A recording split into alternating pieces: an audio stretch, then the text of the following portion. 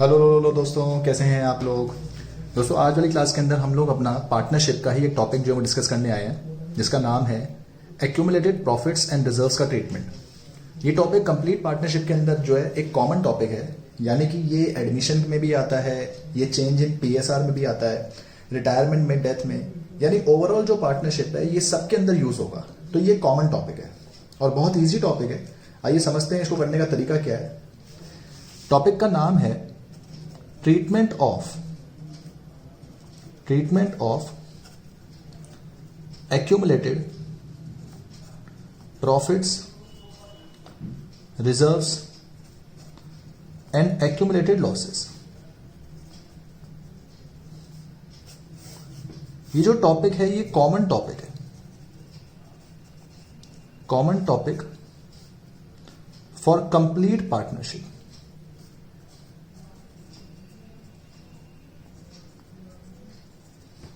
Complete partnership के लिए ये आपका कॉमन टॉपिक है, यानी कि ये सब जगह पे आपका एप्लीकेबल जो वो के चलेगा, राइट। क्या होते हैं एक्यूमुलेटेड प्रॉफिट्स एंड रिजर्व्स, इनके ऊपर कुछ बात करते हैं। एक्यूमुलेटेड होने का मतलब होता है इकट्ठा होना। तो इकट्ठे हुए हुए प्रॉफिट्स, इकट्ठे हुए हुए रिजर्व्स और इकट्ठे हुए हुए लॉसेस का क्या ट्रीटमेंट होना चाहिए पार्टनरशिप में। इसका ट्रीटमेंट दो बातों के ऊपर डिपेंड करता है, दो केसेस के ऊपर डिपेंड करता है, जिसमें आपका केस नंबर 1 है वो ये है, if partners decided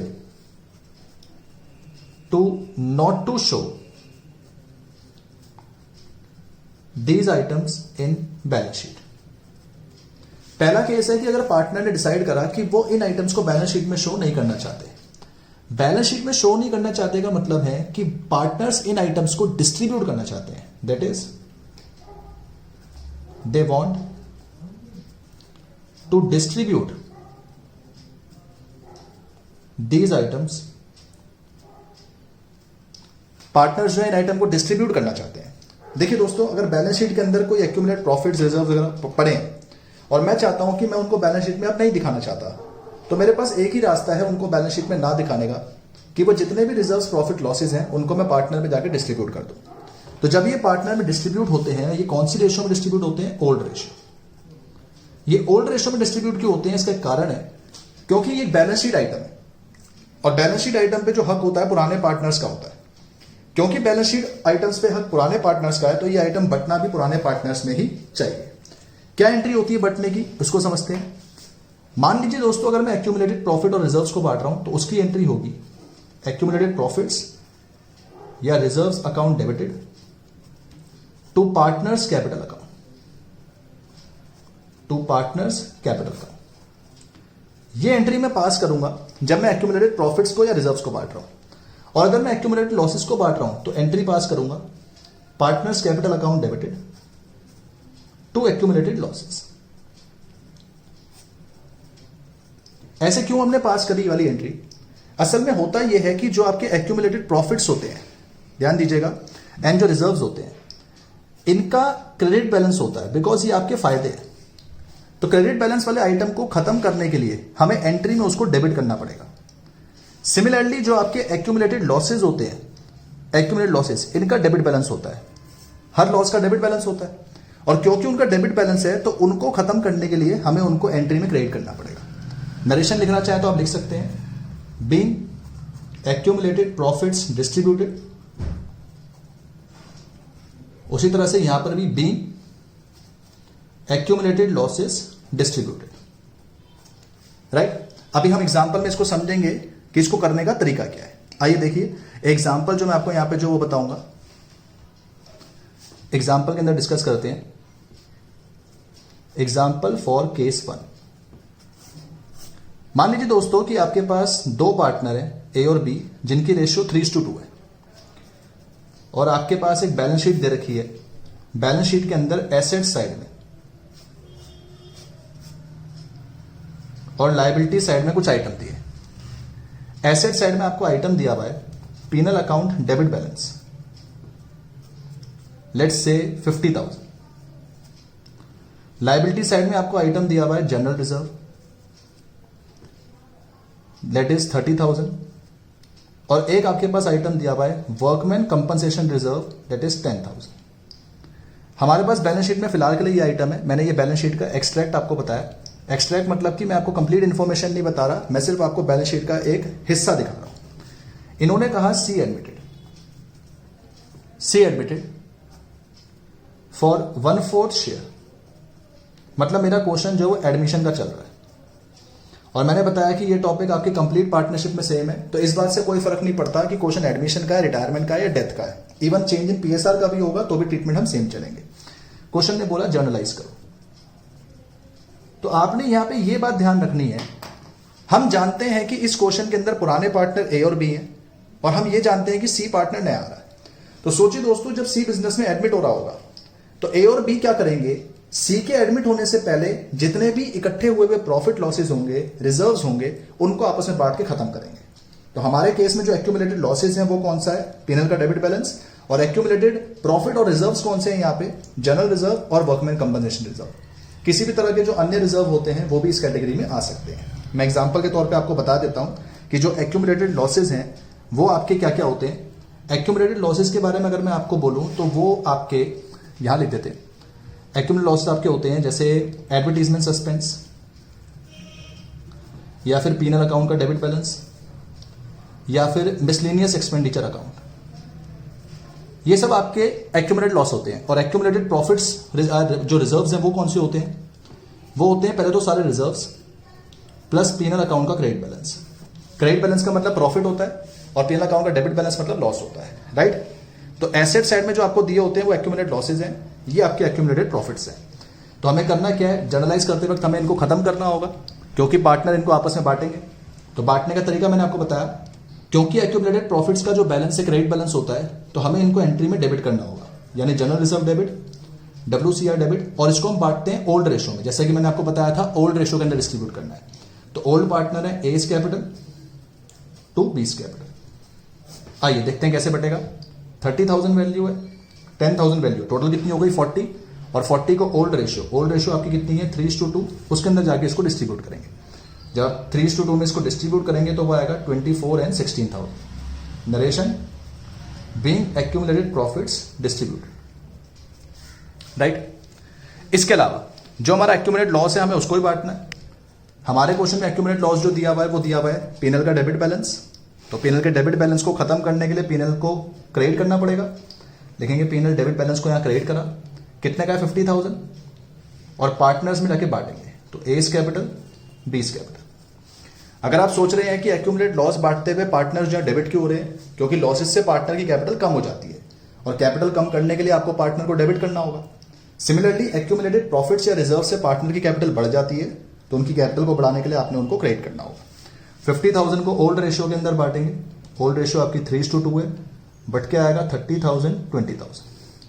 नरेशन अपनी सेम वही लिखेंगे, बीइंग एक्यूमुलेटेड लॉसेस डिस्ट्रीब्यूटेड, कि आपने अपने एक्यूमुलेटेड लॉस को क्या कर दिया, डिस्ट्रीब्यूट। यानी फंडा ये बनता है कि जब कभी भी आपने इनका ट्रीटमेंट करना है, जूम ऑन करो, जब कभी भी आपने इनका ट्रीटमेंट करना है तो ट्रीटमेंट कुछ इस कदर बनता है कि आपने ये बात ध्यान रखनी है कि पार्टनर इन आइटम्स को दिखाना चाहते हैं अपनी बैलेंस शीट में या नहीं दिखाना चाहते। बैलेंस शीट से मेरा मतलब है बुक्स। अगर पार्टनर चाहते हैं कि वो उन आइटम्स को बुक्स में दिखाना चाह रहे हैं तो क्या करना होगा, वो केस 2 है।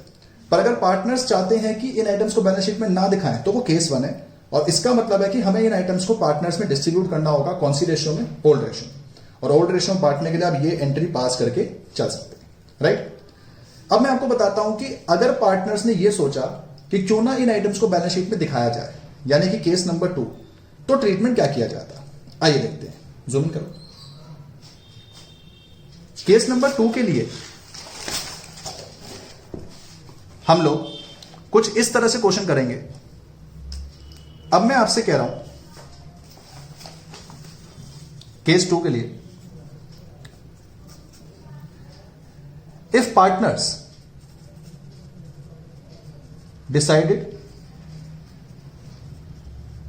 to show these items in balance sheet। Balance sheet का मतलब मेरा बुक्स से है। पार्टनर्स चाह रहे हैं कि क्यों ना अब हम इन आइटम्स को बैलेंस शीट में दिखाएं, और अगर पार्टनर इन आइटम को बैलेंस शीट में दिखाना चाहते हैं then it means that is they do not want to distribute they do not want to distribute these items, partner इन आइटम को डिस्ट्रीब्यूट नहीं करना चाहते। Therefore we have to pass an adjustment entry, therefore we have to pass an adjustment entry. क्योंकि partner इनको distribute नहीं करना चाहते, इसलिए हमें यहां पे एक एडजस्टमेंट एंट्री पास करनी होगी। और दोस्तों मैं आपको बता दूं कि पूरी पार्टनरशिप के अंदर एक ही एडजस्टमेंट एंट्री है, और वो एडजस्टमेंट एंट्री है ये, gaining partners capital account debited to sacrificing partners capital account. Narration, being adjustment entry passed. पूरी पार्टनरशिप में यही एक एडजस्टमेंट एंट्री पास होती है, जिसका जो रीजन है, जो लॉजिक है, बहुत ही सिंपल सा है। आप खुद सोचिए, गेनिंग पार्टनर वो पार्टनर होता है जिसका प्रॉफिट शेयर जो इंक्रीमेंट होता है, जिसका प्रॉफिट शेयर बढ़ता है। अब क्योंकि उसका प्रॉफिट शेयर बढ़ रहा है, तो आप उससे बदले में कुछ लोगे भी तो सही। तो हम हर उस पार्टनर को डेबिट कर देते हैं जिसको हम पेनलाइज करते हैं, जिससे हम कुछ चार्ज करते हैं। क्योंकि गेनिंग पार्टनर का शेयर ऑफ प्रॉफिट बढ़ रहा है, इसलिए हम बदले में उससे कुछ चार्ज करेंगे, देयरफॉर हमने इसको डेबिट करा। और सैक्रिफाइसिंग पार्टनर का शेयर ऑफ प्रॉफिट कम हो रहा है, वो अपना शेयर ऑफ प्रॉफिट किसी को दे रहा है, देयरफॉर हमें उसे कंपनसेट करना पड़ेगा उसे कुछ देकर। और क्योंकि हम उसे कुछ दे रहे हैं तो उसकी कैपिटल बढ़ेगी, इसलिए सैक्रिफाइसिंग पार्टनर को हमें क्या करना है, credit.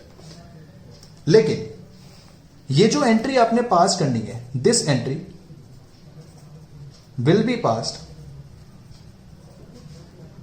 Via net effect. Net effect of accumulated profits, reserves and accumulated losses। यानी कि मैं आपसे ये कह रहा हूं कि इस एंट्री को पास करते वक्त हमें नेट इफेक्ट के रूप में एंट्री को पास करके चलना पड़ेगा। मैं आपको बताता हूं कि नेट इफेक्ट में एंट्री को पास करना कैसे है। जैसे अगर मैं अपना वही पीछे वाला एग्जांपल ले लूं और मैं उसी एग्जांपल से आपको ये डील करके बताऊं, तो क्वेश्चन में क्या होता उसको समझते हैं। देखिए दोस्तों, पीछे वाले एग्जांपल के अंदर मैंने आपसे ये कहा था कि भाई ए और बी पार्टनर है 3:2 में, सी एडमिट हुआ था फॉर 1/4 शेयर, ये मैंने आपको समझाया था। और साथ ही साथ में मैंने आपसे ये कहा था कि आपकी बैलेंस शीट के अंदर कुछ ये आइटम्स पड़े हैं। अगर आपको याद हो, पीएनएल अकाउंट का डेबिट बैलेंस पड़ा था 50,000, जनरल रिजर्व 30,000, और साथ में आपके पास यहां पे पड़ा था पीएनएल का credit balance 10,000, right. Sorry, WCR आपके पास पड़ा था। चलिए कोई बात नहीं, इसको WCR जो वही लिख लेते हैं, ठीक है। और एक अपने पास में रिजर्व यहां पे और ले लेता हूं क्वेश्चन को और बड़ा करने के लिए। WCR हो गया, जनरल रिजर्व हो गया, लेट्स से एक आपके पास हो गया कॉन्टिजेंसी रिजर्व, वो आपको मैंने दे दिया यहां पे, लेट्स से अपने पास 70,000, राइट। तो ये अपना क्वेश्चन है, और क्वेश्चन में उन्होंने ये बोल दिया, partners decided to record these items. उन्होंने बोला साफ साफ क्वेश्चन में कि पार्टनर इन आइटम्स को रिकॉर्ड करना चाहते हैं। रिकॉर्ड करना चाहते हैं का मतलब क्या है कि पार्टनर किसी भी हालत में इनको खत्म नहीं करना चाहते। जैसे ये बैलेंस शीट के अंदर अभी आ रहे हैं, ये बैलेंस शीट के अंदर बाद में भी आने चाहिए। और मैंने आपको बताया कि जब भी आपने उनको रिकॉर्ड करना होता है तो इसका मतलब हम उन्हें डिस्ट्रीब्यूट नहीं कर सकते। डिस्ट्रीब्यूट नहीं कर सकते तो एडजस्टमेंट एंट्री पास करनी होगी, और एडजस्टमेंट एंट्री क्या होती है, गेनिंग टू सैक्रिफाइसिंग। अब gaining to sacrificing entry pass करने के लिए पहले मुझे ये तो देखना पड़ेगा कि गेन और सैक्रिफाइस कर कौन रहा है। तो मैं सबसे पहले निकालूंगा अपनी न्यू रेशियो। न्यू रेशियो निकालना मैंने आपको पहले ही सिखा दिया है, ABC, ए का 3/5, बी का 2/5, सी आ रहा है 1/4 के लिए, तो रिमेनिंग 3/4 इसको मिल जाएगा, इसको मिल जाएगा, राइट।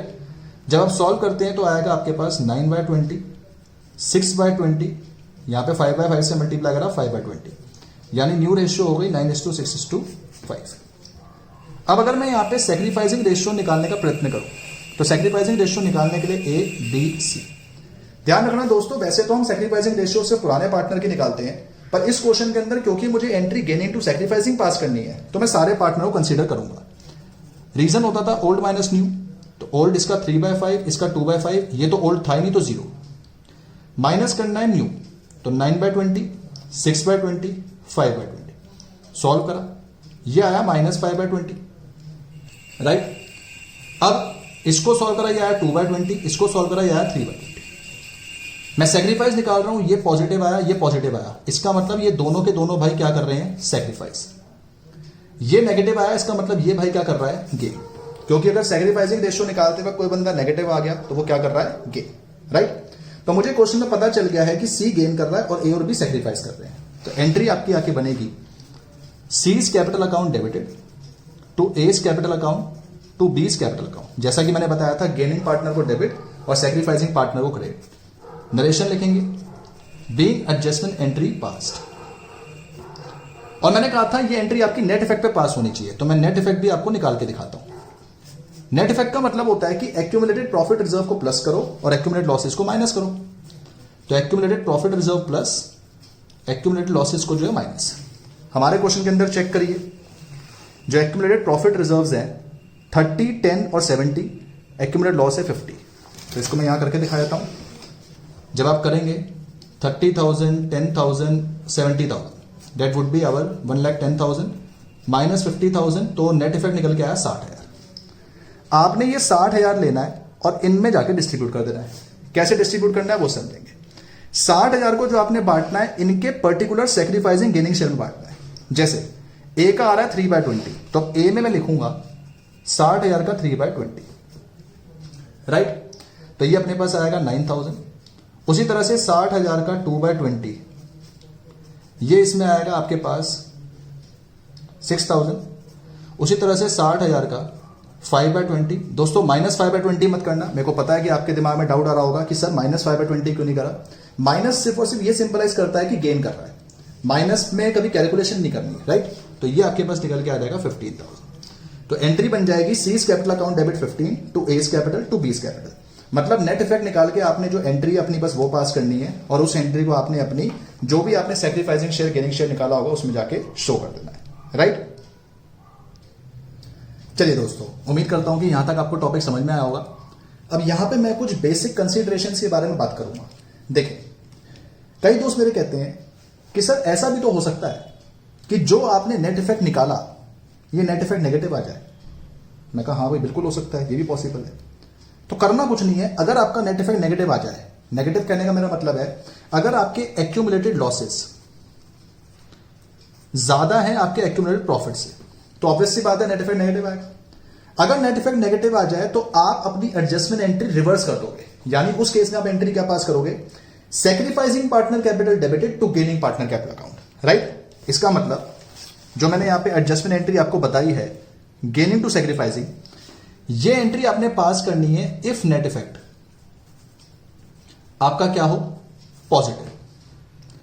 लेकिन मैं यहीं पे लिख देता हूं, वीडियो पॉज करके आप भी लिख के चल सकते हैं, इफ नेगेटिव रिवर्स। आपने रिवर्स कर देना है। रिवर्स करने का मतलब क्या है, तब एंट्री बनेगी सैक्रिफाइसिंग टू गेनिंग। ट्रीटमेंट पूरे का पूरा आपका वैसे ही चलेगा, सेम चलेगा। अच्छा, कई दोस्त मेरे कहते हैं कि सर हमेशा पार्टनर के नाम के पीछे कैपिटल ही आएगा। तो ये बात हमने बहुत पहले डिस्कस कर ली है।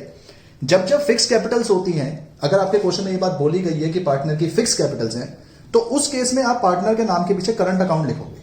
आप लिखोगे गेनिंग पार्टनर्स करंट अकाउंट, उसी तरह से to sacrificing partners current account. पर अगर फिक्स कैपिटल नहीं बोला गया, सिंपल क्वेश्चन आपको दिया गया है, तो उस केस में आप लोग अपना पार्टनर्स कैपिटल ही लिख के चलोगे, मतलब नाम के पीछे कैपिटल ही आना चाहिए। अगली चीज, एक समरी जो मैं इसकी बनाता हूं और उसके बाद फिर मैं आपको इसको जो है टॉपिक को कंक्लूड करता हूं। हम लोगों ने अब तक जो इसमें क्या समझा, हमने ये समझा कि भाई दो केसेस हैं, केस 1, केस 2। केस 1 के अंदर हमने ये समझा कि भाई पार्टनर्स जो है वो क्या चाह रहे हैं, इनको बुक्स में रिकॉर्ड करना नहीं चाह रहे, नॉट टू शो। तो नॉट टू शो का मतलब क्या है, डिस्ट्रीब्यूट कर दो। और डिस्ट्रीब्यूट किसमें होता है, ओल्ड रेशियो, राइट।